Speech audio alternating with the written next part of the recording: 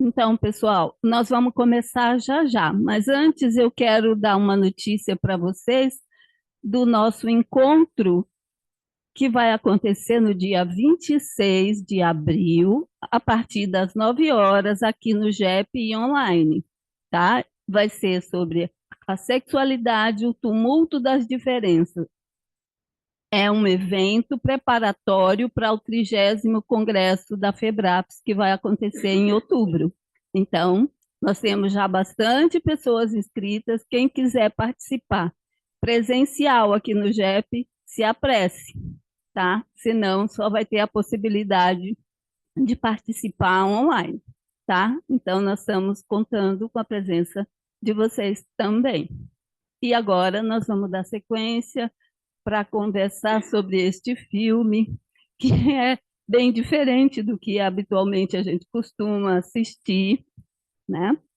Porque é de uma temática que é bastante humana, porque fala de muita emoção e sentimento que a Regina vai ajudar a gente a entender melhor de todas as questões aí da MEDEI, tá bom? Então vamos lá.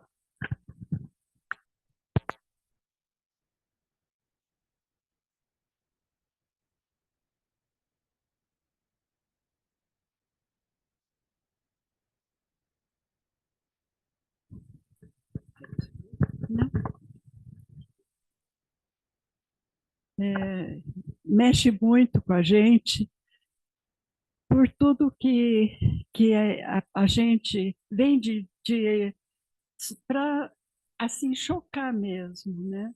A morte dos filhos e tudo aquilo. Mas ele tem um valor para nós que estudamos na área da psicanálise muito grande. Acontece que, então, a minha intenção, né, quando eu quis trazer aqui, é que existe esse mundo cheio de tradições, enigmas, onde o pensamento é anulado e ninguém tem liberdade para fazer nada. Quer dizer, todas elas tinham um papel pré-determinado e não tinha como fazer outra coisa.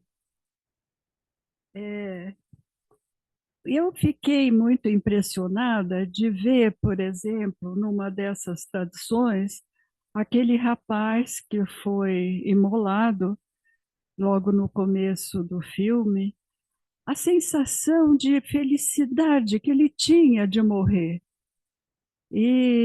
Na verdade, ele foi servindo aos, aos produtores para que então houvesse uma safra maior. É, e esses padrões, para nós, são inimagináveis. Na verdade, tudo isso que a gente viu hoje mostra nossos núcleos arcaicos, que vieram a ser os alicerces da nossa mente atual. Todos esses comportamentos vistos no filme nos mostram dramas antigos que estão presentes hoje, formando o arcabouço onde desenvolvemos nossa mente. Se nós percebermos, tem muita semelhança já. Isso aqui é de 2500, fazem 2500 anos que está escrito. E, na verdade, quer dizer, o que é muito semelhante ao que a gente vive até hoje. O medo, a obediência ao patrão, ao carrasco, coisas parecidas. Isso que me deixou impactada. Quer dizer, a sensação de que a gente repete, mesmo com todo esse sofrimento que a gente viu aqui nesse filme. O Freud já decodificou alguns desses arquétipos que estão presentes nesse filme, né? E Chico Buarque, que foi fenomenal quando ele escreveu Roda Viva. Não, A Gota d'Água, na qual a sedução de riqueza fez com que Jasão abandonasse Medeia de um casamento rico, em troca de um casamento rico. A tragédia de Eurípides e de Chico é idêntica, embora tenha se passado 2.500 anos. Isso mostra a força do primitivo em nossa mente. Medeia, tragédia grega, escrita por Eurípides no ano de 400 a.C., inova o conteúdo do drama, quebrando alguns dogmas existentes na época. Quer dizer, Eurípides foi um poeta que escreveu sobre o cotidiano do dia a dia daquele meio. E também ele privilegiou as mulheres, que antes não tinham nenhum significado. Então, mostrou as mulheres como sendo fortes, decididas e prestes, e até chamando as pessoas para não entrar na obediência das regras, mas para ver aquilo que era o que ela queria. Os elementos narrativos da tragédia de Medeia devem ser situados no limiar cultural e civilizacional que separa, por um lado, o mundo primitivo das culturas dos xamãs, das divindades das bruxas, por outro, os novos desafios e paradigmas abertos pela Idade de Bronze. O mito de Medeia insere-se no ciclo narrativo dos argonautas, heróis gregas que saíram de uma embarcação construída por Argos, daí o nome Argonauta. Essa embarcação possibilitou aos heróis percorrerem o oceano, abrindo novos horizontes. Na versão cinematográfica, Medeia, realizada por Pier Paolo Pasolini, com notável economia de diálogos. A plasticidade das imagens transporta-nos ao primitivismo do mundo, de sensações que envolve Medeia e seu mundo bárbaro. Bárbaro aqui tem a conotação de povo sem estirpe, não nobre. As primeiras sequências mostram o primeiro Jasão mergulhado no tempo mítico de sua história, ouvindo de um centauro, seu companheiro pré-histórico, a saga de seus ancestrais. Adormece o menino, acalentado pelas palavras que inserem em sua mente como restos de um sonho.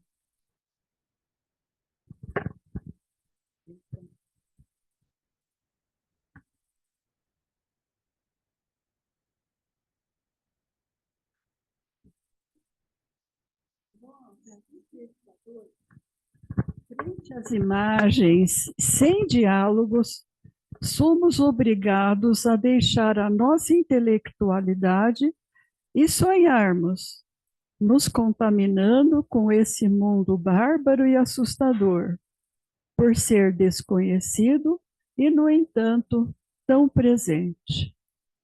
Somos levados para o interior da cena, cuja potência arcaica, posta em movimento pela linguagem poética, não nos deixa escapatória.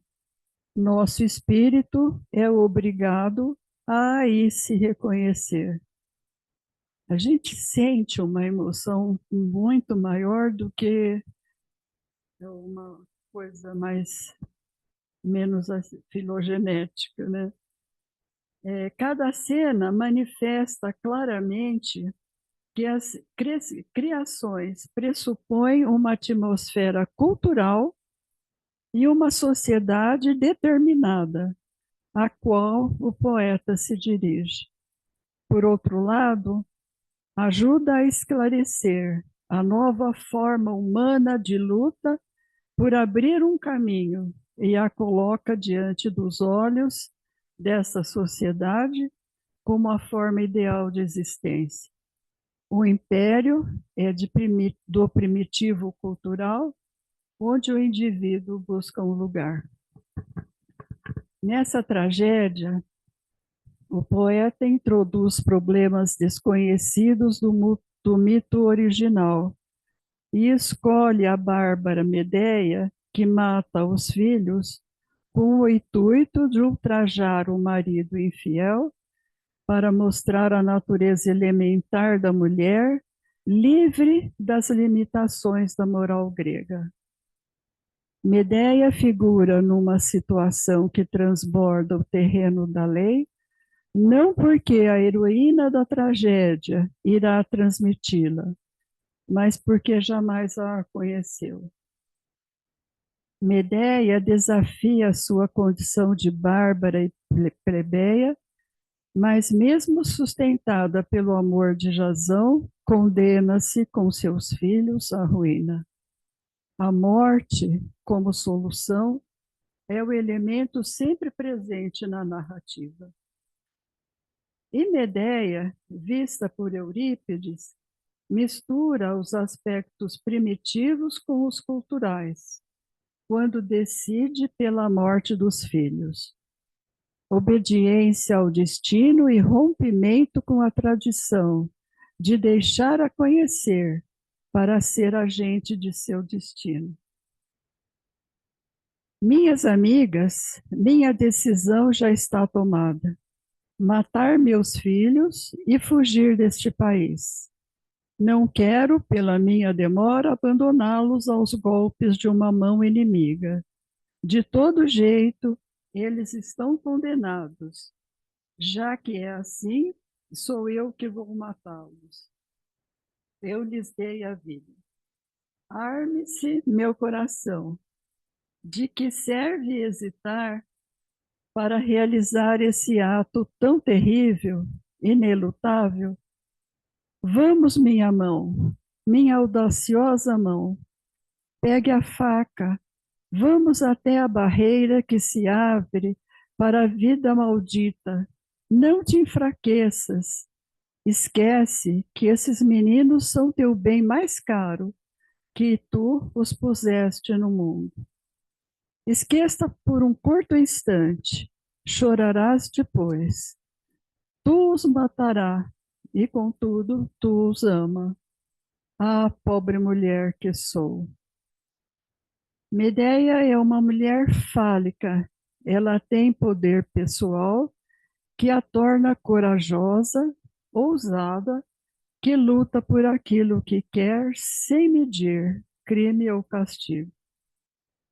Com o ato de matar os filhos, atingiu certeiramente o falo de Jasão, que ficou sem esposa, sem filhos, sem riqueza, sem descendência. Para ela, foi mais importante destruir Jasão como foi destruída. Atingiu-o naquilo que lhe era mais caro. A morte, para a cultura primitiva, era um mero fato da vida. Não tem como hoje uma conotação de algo que não devia acontecer. Para a cultura ocidental, a sedução da imortalidade da alma está tão presente no ser humano que o levou a criar as mais belas obras de arte e a apreciar a poesia que há na vida. Pensar psicanaliticamente, Medea é pensar no feminino e seus desígnios atrelados aos masculinos. Os escritos de Freud de 1931 sobre a feminilidade testemunham a ameaça sofrida pela mulher diante da perda de amor. Freud observa: atribuímos, portanto, à feminilidade um grau maior de narcisismo, que influencia sua escolha de objeto. Se bem que ser amada é para a mulher uma necessidade mais forte do que amar. Medea encarna a atriz, a atroz condição das mulheres, e o seu furor de amante abandonada se constitui no furor narcisista, que a ponto em que encontra a pulsão de morte. O narcisismo primário toma como modelo o primeiro objeto de amor, o corpo próprio. Quer dizer, primeiro ela ama o corpo dela. E tudo que pertence ao corpo ou foi gerado pelo corpo lhe pertence. Assim, os filhos é dela, e ela pode dispor o destino deles. A versão brasileira da tragédia grega é uma concepção urbana, contemporânea, que situa o ponto crítico do desenlace no terreno da relação perversa entre Creonte e Jasão. Gota d'Água, escrita em 1979, cujos autores são Chico Buarque de Holanda e Paulo Pontes, e testemunha o período de autoritarismo que dirigiu a sociedade brasileira durante 20 anos de ditadura militar. Na tragédia brasileira, Creonte representa o poder que corrompe Jasão. A sedução da riqueza faz com que Jasão abandone Joana em troca de um casamento rico. A Medea brasileira se vê assim lançada à sua perdição e à de seus filhos.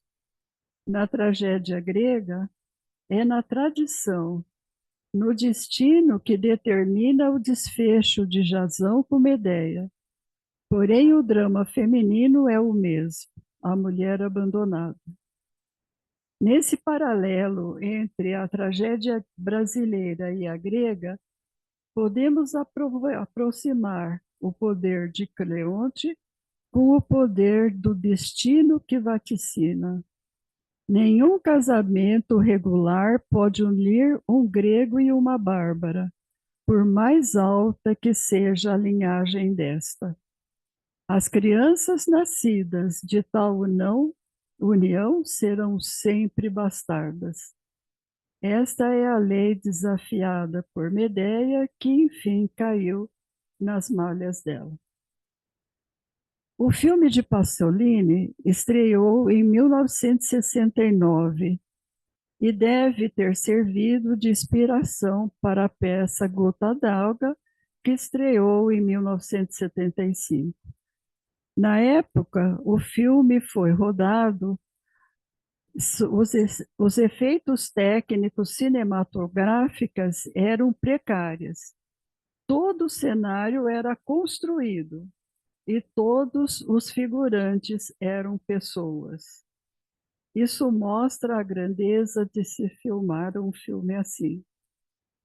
O filme prioriza as imagens e deixa ao espectador a tarefa de construir a história. O filme, com imagens, lembra Charles Chaplin com seus filmes mudos, onde o diretor, como um artista, coloca nas imagens aquilo que quer transmitir. A princípio, eu achei desconfortável não saber quem era o garoto que foi esquartejado no início do filme, mas o fato de não saber me obrigou a perceber a solenidade da cena, o semblante circunspecto dos espectadores, o perfil grego e altivo de Maria Callas, a serenidade de como aquilo era vivido, o respeito à tradição e a beleza do espetáculo. Então, soltei o pensamento e deixei as imagens girarem em mim, como um sonho.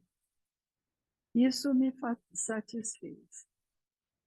Percebi também que o filme foi feito como se a representação estivesse ocorrendo num teatro. Era a filmagem de uma peça teatral. As cenas paradas, o close em rostos ou objetos, a ausência de uma vida comum, a reação dos atores como se estivessem representando, e isso implica que sabiam o enredo ou sabiam o que iria acontecer. Também pensei que se tratava da repetição da tradição ou destino, e por isso tudo já estava pré-escrito e conhecido. Apenas quando Medeia está em Atenas e fora da sua tradição, ela mostra incerteza e medo. Diz que perdeu seus poderes, ou seja, tinha perdido o falo, por se supor numa vida tranquila e previsível. Recuperou seu poder para realizar sua vingança.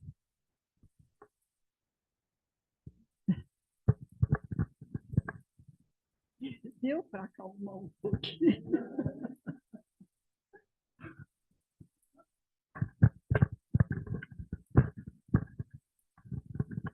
Bem pouquinho, viu? Eu devo dizer para você. Eu assisti 2 vezes, né, esse filme. E assim, ele é muito intenso, né? Eu acho que ele mexe mesmo com muita coisa, porque você fica imaginando, assim, você trouxe que tem toda essa questão, né? É, desse escrito que é de muitos anos atrás, e a gente pensar nisso no hoje, porque 1975 já também tem um tempo, né? E eu fico tentando pensar nessa questão hoje, né?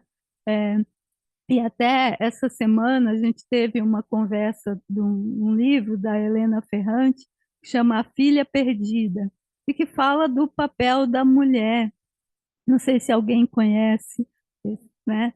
Então, assim, né, do posicionamento feminino, isso nos tempos mais próximos do que dessa época aí. Então, assim, acho que é o que eu consigo falar aqui agora e vamos ver. Não sei se tem alguém que gostaria de se colocar ou alguém da...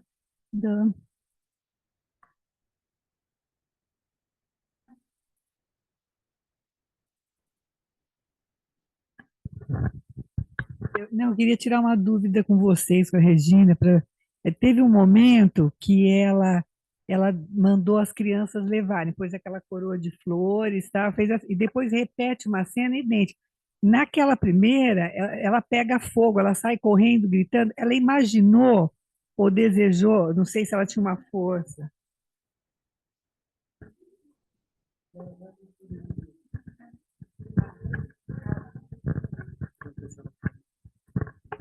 Ela, ela prevê o que ela vai fazer.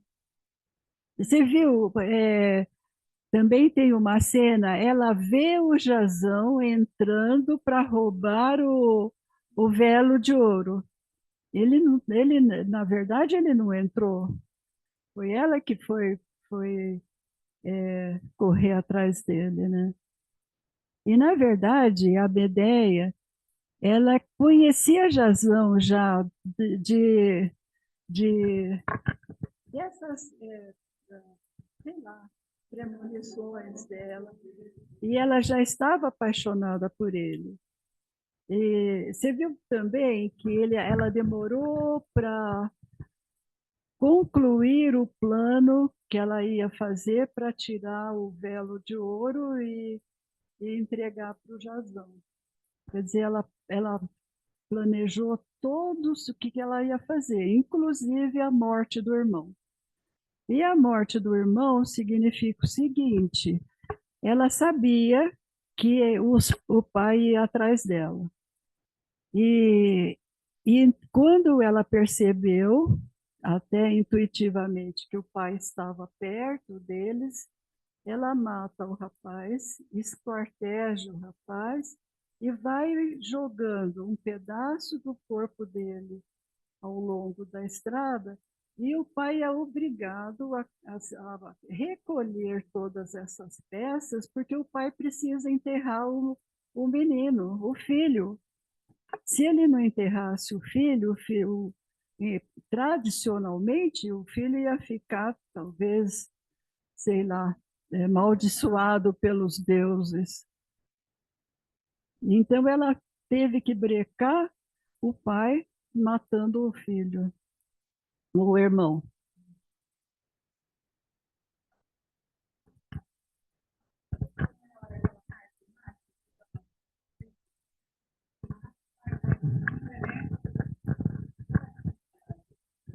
Mas a Regina explicou, ela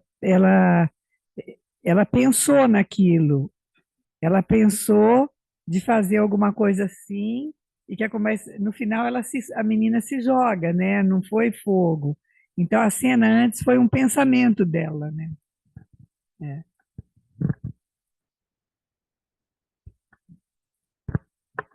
Bom, boa tarde, Regina. Vamos lá, boa tarde a todos, boa tarde, Regina. Eu não estou ouvindo. Você que está saindo som, tá? Ah, tá. Tá ótimo. Então eu vou falar mais alto. Vamos lá. Ah, entendi. Tá. Não tem problema.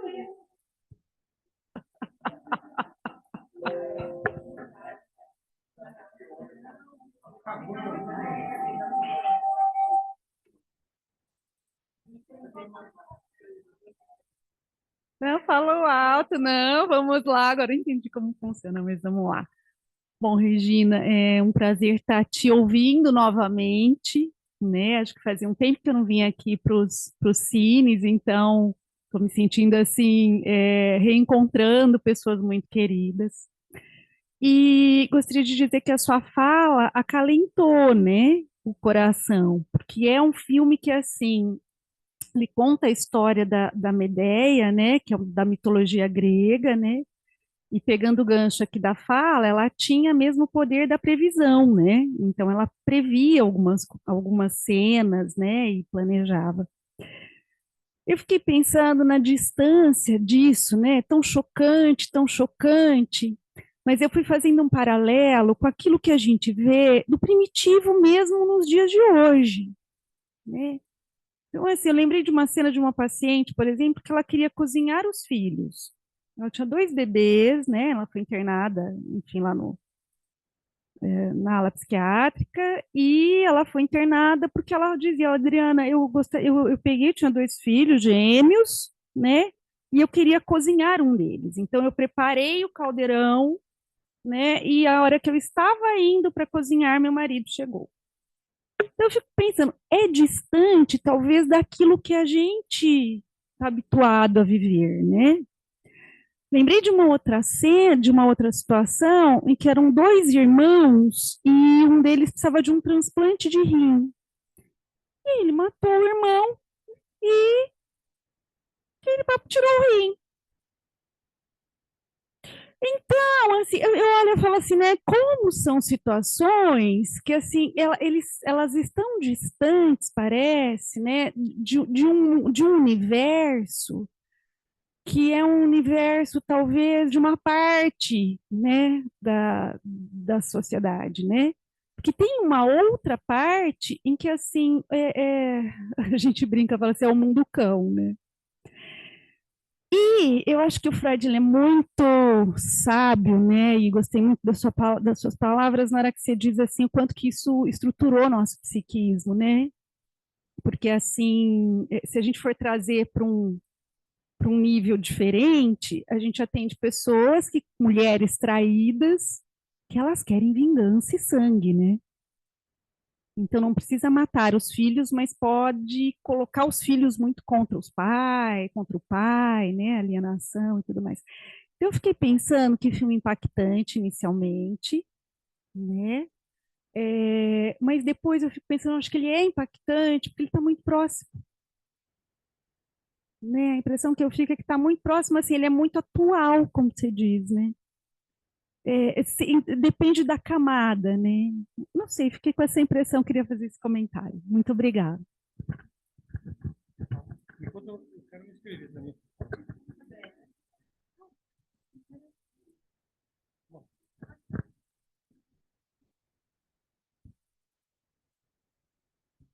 Alguém online quer comentar alguma coisa? Falar?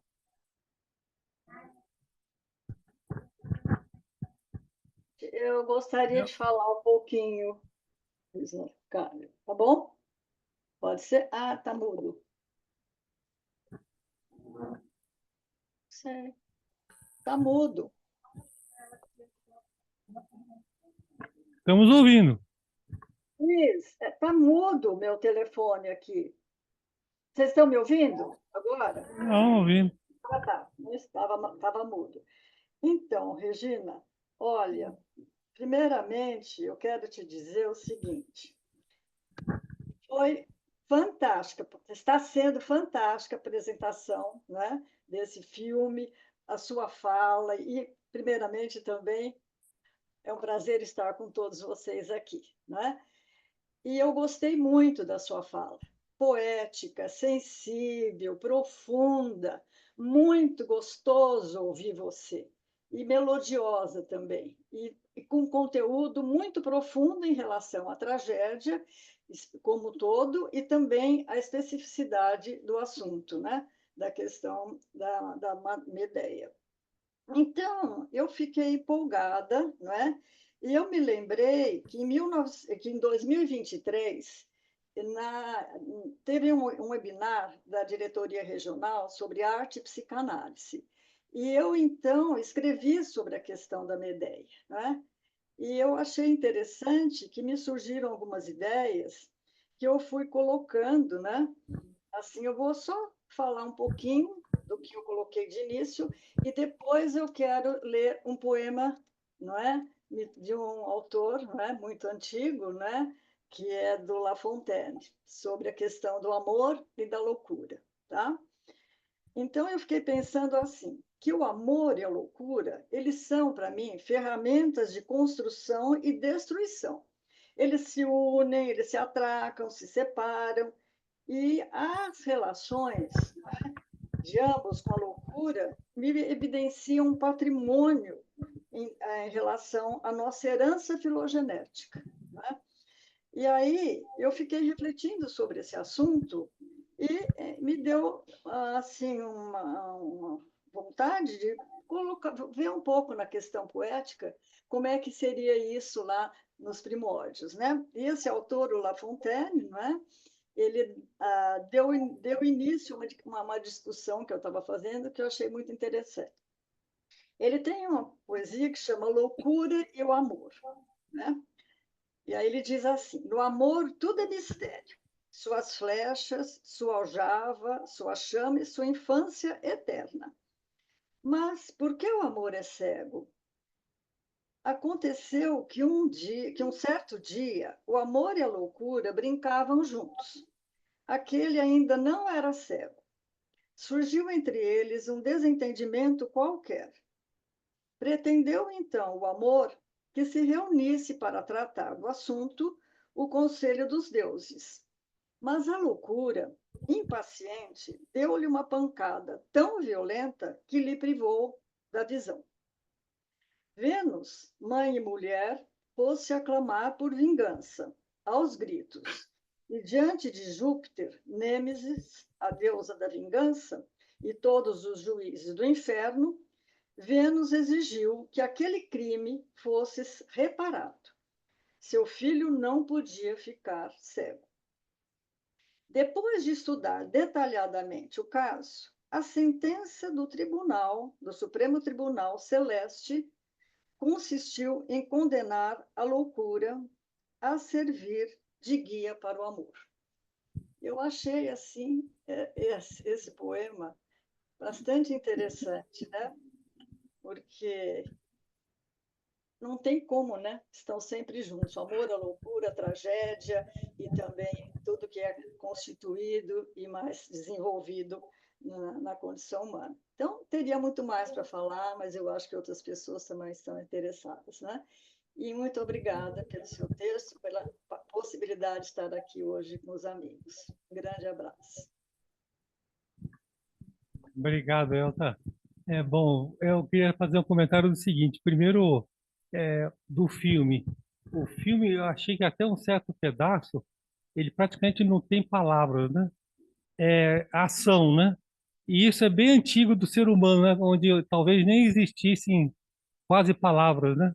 As pessoas ficavam juntas e faziam ações, né?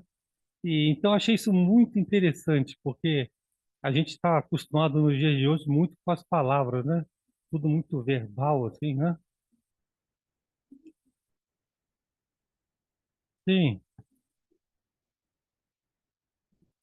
E aí tem esse pedaço que depois o filme começa a ter muitas palavras, né? Agora, você comentou, Regina, depois que você fez os seus comentários, se acalmou, né? Quer dizer, na verdade, é uma ilusão nossa que o ser humano se acalme, né? O ser humano é um tipo de ser, né? Que, como disse o Bill, né? Que a mente é demais para o ser humano, né? A mente, o psiquismo é demais para o bicho humano, né? E eu acho que tem um ponto aí que é uma brincadeira minha, mas cuidado quando uma mulher, a gente põe uma mulher numa situação de traição, né? Cuidado, porque, porque elas são perigosas. Não, então, só queria terminar, que eu acho que, na verdade, o que a gente está confrontado é que o ser humano é muito violento, né? Muito violento. Quando a Adriana falou que a mãe queria cozinhar os filhos, quer dizer, ela não estava só sonhando, né? Ou imaginando algo, ela começou a pôr em ação, né? Então, uma coisa é a gente sonhar, imaginar, né? Alucinar. Outra coisa perigosíssima quando a gente vai para a ação, né? Perigosíssimo, né? Então, obrigado, Regina. Obrigado a todo mundo que participou até agora. Obrigado. O que eu vejo, assim, a prova de que a gente até hoje nós repetimos o que tem no filme é que quantas mortes acontecem no divórcio. Quantas mortes? E nem talvez seja morte física, mas é a morte dos filhos, entre aspas, porque aí fica com outra mãe, com outro pai, e tem, sim, a morte da mente, né?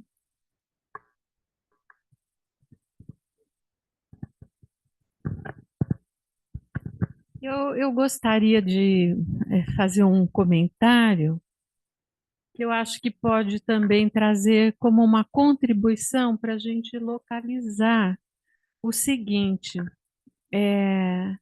Ainda essa semana, coincidentemente, nós estávamos num seminário que está sendo visto o esboço de psicanálise do Freud, que hoje chama o compêndio, né, da psicanálise, ele falando sobre o trabalho analítico, né? Até a Angelina está comigo. E, e para ele falar sobre o trabalho analítico, ele citou imensamente outra vez o mito do Édipo, né? Que é a base da abordagem no campo neurótico.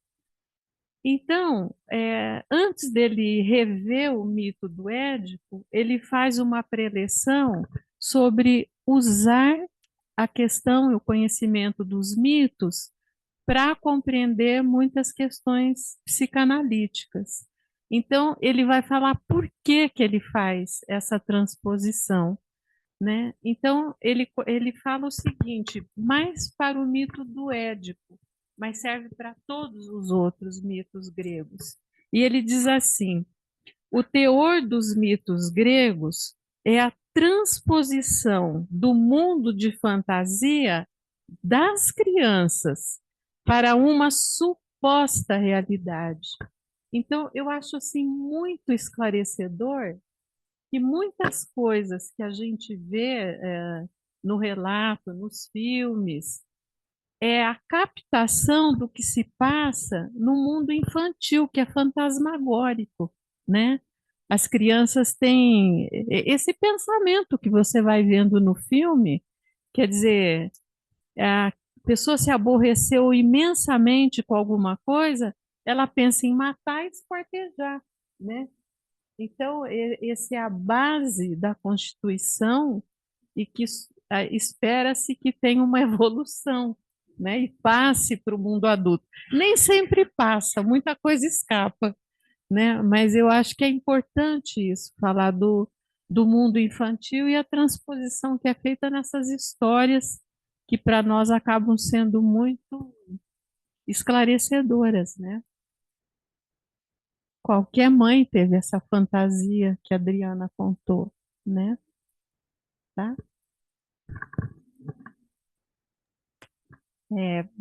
Boa tarde, né, para todos também. Então, a Cibele falando do Freud, eu fiquei pensando em totem tabu também, né? Que não deixa de ser, né? E porque mobiliza na criança muita raiva dos pais quando eles querem alguma coisa e todo o poder está com o pai e com a mãe, né? Totem e tabu tem toda aquela questão, né? Para quem estuda psicanálise, que às vezes nem todo mundo estuda aqui, é mais voltada para a figura do pai, que, né, que ele era o totêmico, né? Ele que comandava ali as mulheres. Mas, enfim, falando do sonho e das fantasias na infância, a criança também tem vontade de matar os pais. Sente raiva por causa da dependência, não só física, né, mas psíquica, né? Do desamparo e de tudo isso, né? Então, assim, o ser humano, né, o Freud já falou porque a guerra, a gente tem esse ódio, né? E essa maldade, essa perversão dentro da gente, né? Como o amor, né? Então é isso, o filme ele mobilizou bastante coisa, depois a Adriana trouxe a paciente, eu falei, nossa, hoje não dá nem para jantar. Muito obrigada, gente. Deixa eu aproveitar e fazer outro comentário que já tinha me ocorrido, mas você comentou, Regina, também, do Eurípides colocar a mulher assim em ação, né? Eu acho curioso como o ser humano, o homem, ele vê a mulher como algo muito perigoso, né? Parece que isso sempre na história,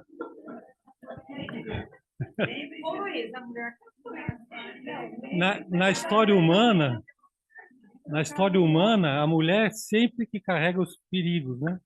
E o homem sempre, na verdade, o homem se diz essa coisa do sexo forte, mas a mulher que é o sexo forte, e o homem sempre, ele tira vantagem da força física, mas ele é fraco perto da mulher, na minha opinião.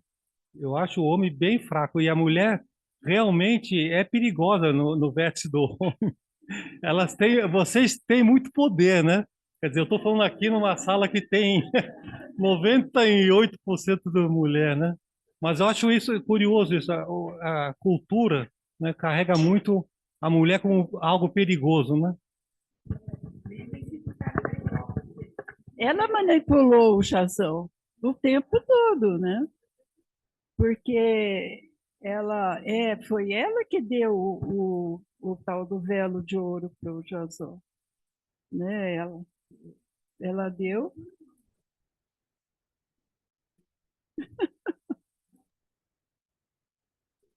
Falar mais uma coisinha?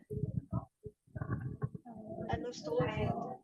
Eu não estou ouvindo você, Regina. Acho que eu não estava te ouvindo. Acho que eu não ouvi o que você falou. O Elza, não viu o que a Regina falou? Isso, não ouvi, não consegui ouvir o que ela falou.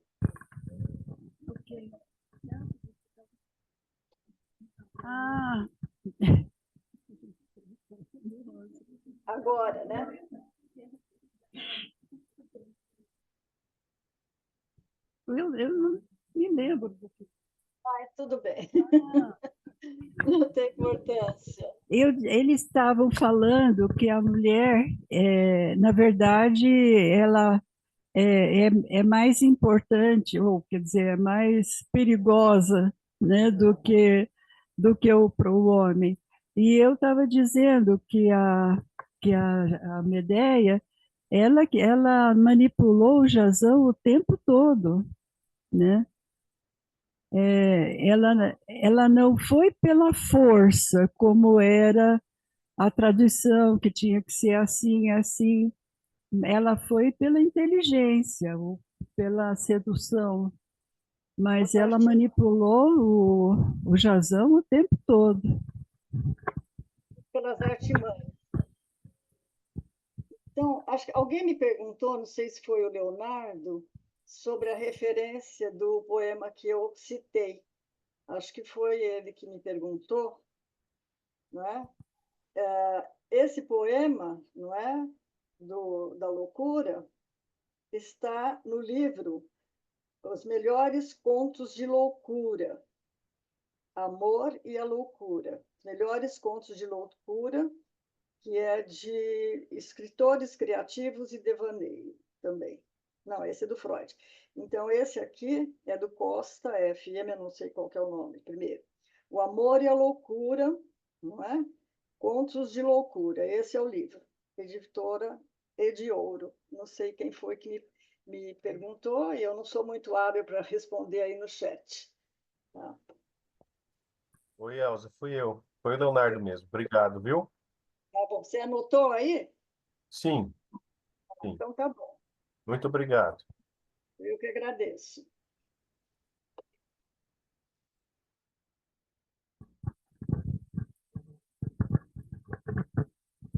Bom, só acrescentar que esse filme abre ah, o evento do dia 26, Sexualidade, o tumulto das diferenças.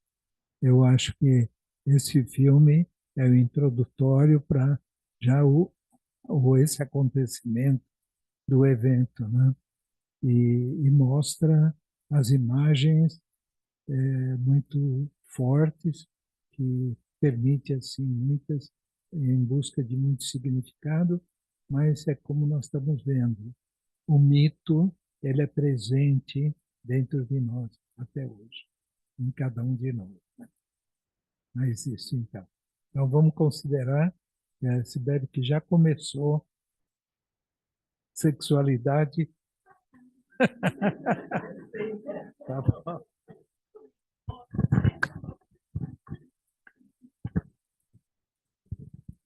Gente, vou pedir licença para vocês, eu não sou psicanalista, estou fora do meu, mas eu gosto muito de cinema, então primeiro eu queria falar uma coisa para você.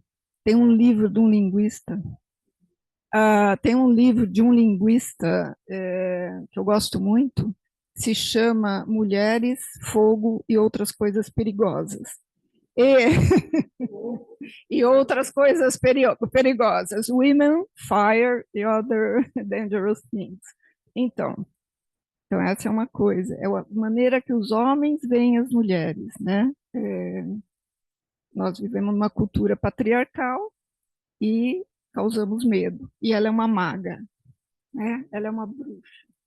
Mas minha questão é outra, assim, é num plano, assim, o que vocês dizem me esclareceu muito, eu fiquei muito, muito mexida pela sua fala, pela capacidade de ver a poética do filme e nos envolver nisso.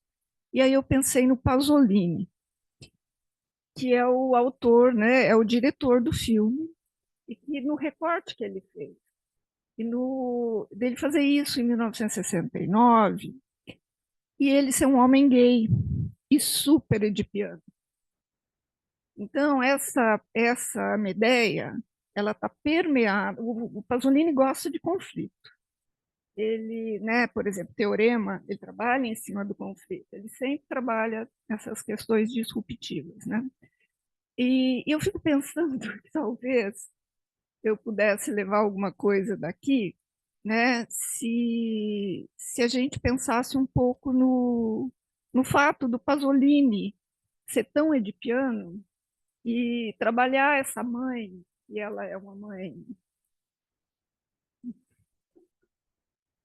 como um homem gay, né?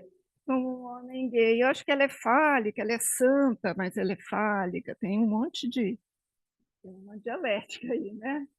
Ela é uma mulher poderosa, que assusta, e ele vai recortando, né? Ela é assustadora. E o fato, ela é assustadora. É. E a Maria Callas ser a atriz, ser a pessoa escolhida, eu também acho muito relevante. Quer dizer, quando ele pensou na obra e executou a obra, né? Eu fico ensaiando umas coisas aqui, mas como eu não sou psicanalista, eu gosto muito de psicanálise.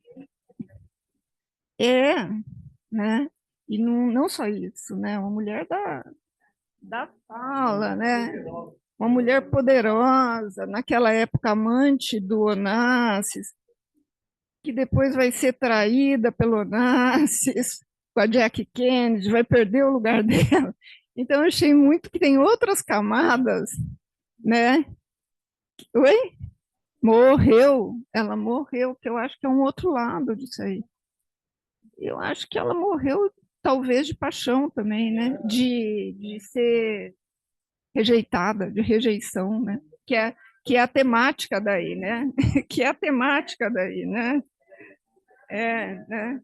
É a mesma. Eu tinha falado para a Patrícia.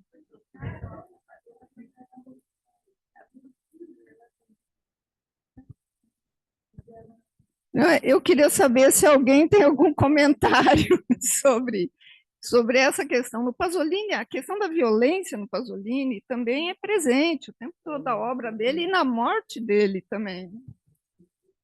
O comentário é assim, o Pasolini realmente ele pega essa questão que o Lúcio comentou, até que vai ter o evento de sexualidade, o tumulto da diferença. O Pasolini ele trabalha sempre com a sexualidade, né? O Teorema, ele entra um homem, um jovem lindo em ação numa família, ele desmorona a família inteira com a sexualidade. Então, a sexualidade para o Pasolini realmente é um ponto que ele trabalha muito, né? Trabalha muito.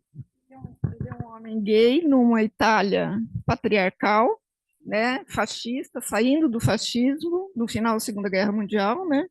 A atuação dele. Então, assim, eu fico pensando que Medea é essa do Pasolini, e a Medea lá, tradicional da cultura grega, como a Regina falou do Chico, né, que dá uma abordagem mais social, eu vejo que aqui é uma outra questão, é a releitura da obra, né, de Eurípides, mas com um recorte muito mais violento do que na obra original, e assim, em que medida que isso é fruto desse homem que estava tentando existir numa Itália pós-guerra fascista, né? Não sei se vocês têm alguma coisa para me aportar. Não, uma coisa que eu fiquei pensando aqui, quando você traz isso, é assim, né, de que, por exemplo, uma obra, eu já ouvi há muito tempo, então depois que você coloca ela não é mais do autor, né, e que dá margem a muitas interpretações, né, muitas ideias, desperta nas pessoas várias coisas, porque eu lembro do Cria Cuervos, porque tem uma cena tem uma cena que tem uns pés de galinha na geladeira. Eu não sei se alguém lembra, que é um filme que fala sobre a questão da infância, fantasias da infância. E em algum momento eu vi uma entrevista em que ele coloca que assim, não era porque era o que tinha. Então, assim, a gente pode pensar várias coisas e fazer sentido. E eu entendo o que você está colocando, que tem mesmo, tem tudo isso, né? Tem o social, tem o cultural e o que vai mobilizando na gente. Por isso que eu estava falando, tentando pensar no hoje, né? Uma versão para mim, no caso, né? Aí a Adriana trouxe recortes de coisas que estão acontecendo e todos aí estão trazendo. Então, acho que era isso que eu queria colocar. Alguém mais? Da psicologia, mas sou assistente social. E vi três perguntas, Regina. Eu não sei se eu faço agora ou faço depois, mas vamos fazer alguma, né? Então, eu vi assim que ela também se reportava, via o sol, ouvia a lua, e ali ela se enchia de poder porque era dos antepassados. O pai dela, o avô, né? É o pai dela. Pai do pai, o avô dela. Então, isso eu achei assim, importante ele colocar, porque é ali que ela ganhava força. Antes ela só pensava e imaginava acontecer, depois ela executava. Então, era algo assim, né? E ela sempre, quando olhava a lua, né?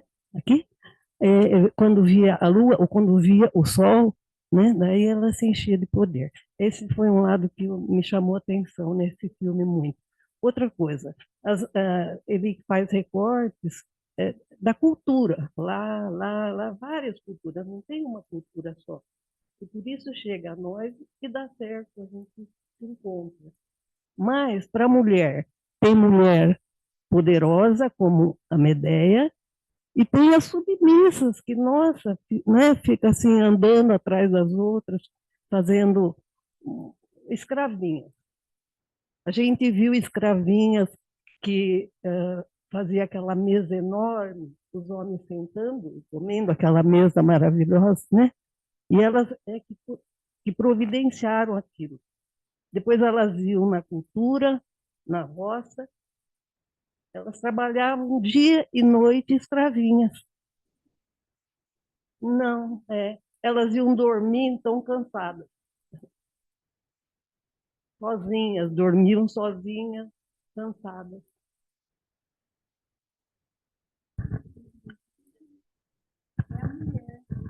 A não ser a Medeia e as duas aias lá, as duas, nenhuma mulher se manifestou, nem a mãe do não, nem a mãe da menina, nem a mãe da própria Medeia, não falou nada. Quer dizer, não tinha fala nenhuma. A Medeia quebrou esse encanto, né? E aí ela começou. E você vê a diferença entre a Medeia e a mocinha com a qual o Jazão ia casar, a Gláucia. Também não tem fala.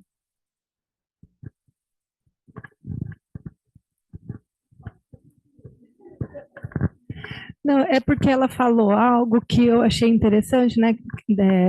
Desse lugar que ela falava com o sol e com a terra, e quando ela chega nesse novo lugar, ela já não ouve mais a terra, né? Tanto que o primeiro momento dela é meio que um momento de loucura, que ela fica andando num deserto, e loucura. E aí um outro ponto que eu achei interessante é que as mulheres daquele lugar tiram aquela roupa dela e vestem ela com uma roupa igual, como se trouxesse uma aproximação. E aí ela perde aquela veste, que é como se ela perdesse o povo dela, né? Aquele poder dela que também estava na veste.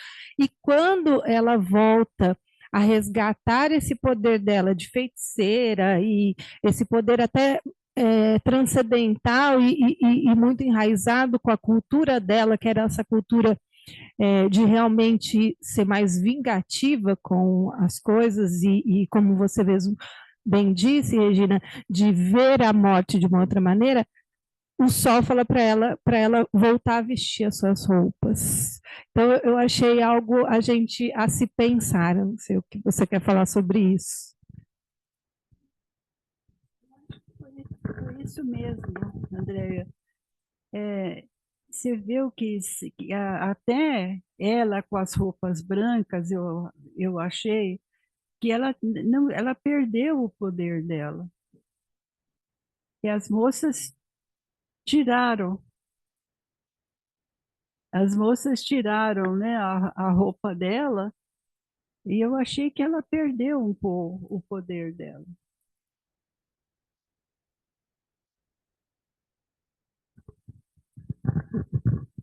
Eu estou naquele papel, né, de que assim, teve um momento de começar, mas a gente tem um momento de encerrar por hoje. Eu não sei se tem alguém que tenha uma urgência e queira muito colocar alguma coisa online, porque aí nós vamos encerrar, então.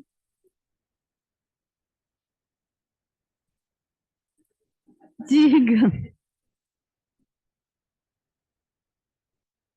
Ah, será que vocês conseguem ver suficientemente?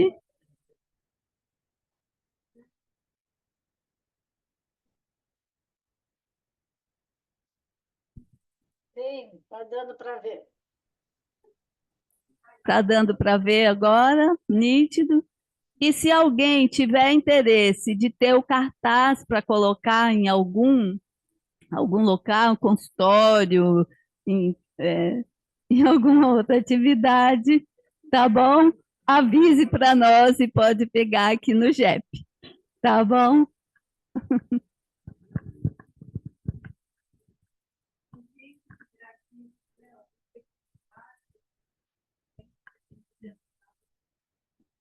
Temos aqui também, e as pessoas que estão aqui também podem levar. Então, pessoal, muito obrigada pela presença das pessoas que estão online, muito obrigada a todos vocês que estão aqui. Teremos mais cines com filmes inusitados e que mexem muito com a gente, não é, Amara? Amara, quando falei do próximo filme, mas ele dá margem a muita conversa, tá?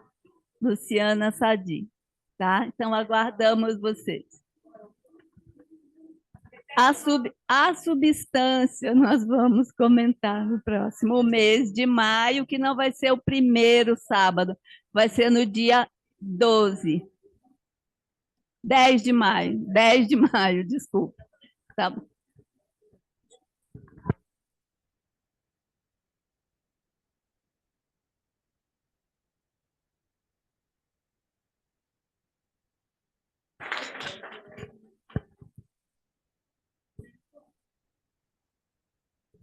Porque aí a gente precisando fazer alguma coisa, e eu queria fazer isso há muito tempo, e até que quando a Rosa me ligou, ó, que filme que você vai pensando? Eu falei, não, é minha ideia, não foi que já estava na cabeça. Eu gostei demais dessa sensação de estar dando voltas pelo inconsciente, eu achei que é fantástico, né?